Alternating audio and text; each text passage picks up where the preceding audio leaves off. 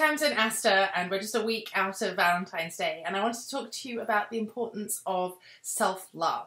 So when we think about self-love, there are lots of different things that go through my mind. Some good, some bad, some things that we do well, some things that we don't do well.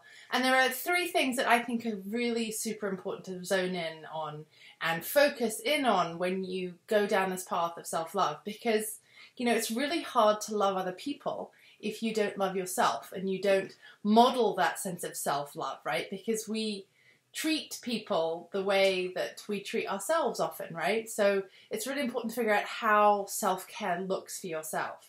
So the thing that I think is one of the most important is to be vulnerable, is to really sink into the parts of yourself that you find shameful and upsetting and confusing, and to really face them and to identify them and to talk about them and to acknowledge them. Right, all that fantastic work by Brené Brown, right? Really look at yourself, look at all parts of yourself. The second is to really work on cultivating self-compassion, that sense of self-love. Can you really take care of yourself? Can you do the things that you need? Can you forgive yourself when you do things that are wrong or wrong in your eyes? And can you create the kind of life that works for you? Can you be compassionate? Can you really tune into what your intentions are, what your feelings are, what your actions are, and whether they're all in alignment? The third thing I really want you to focus in on is that love is a work in progress, right? So you want to get your head around this idea that you have a growth mindset rather than a fixed mindset, that you don't have limited qualities, limited abilities, limited needs, and that these are going to grow and change and evolve and improve, right? And one of the parts of that that's really important to think about is that self-love involves loving all parts of yourself, right? So in yoga we talk about the koshas, the layers of ourself, the manomaya kosha, the mental body, the annamaya kosha, the physical body, the pranamaya kosha, the energy body.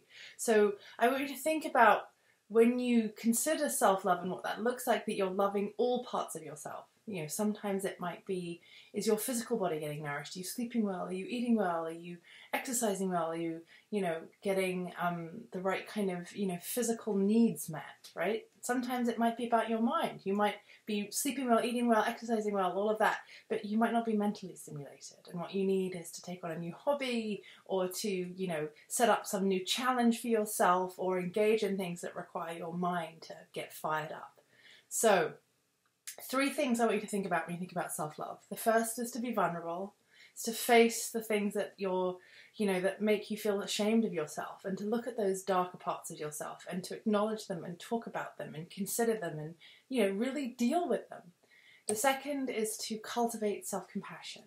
Be gentle with yourself, be kind to yourself, talk nicely to yourself, right? Often we say much more horrible things about ourselves than we do about others. Like, I hate this part of my body, and you'd never say that to a friend of yours. So, get more comfortable with this idea of self-compassion, self-love.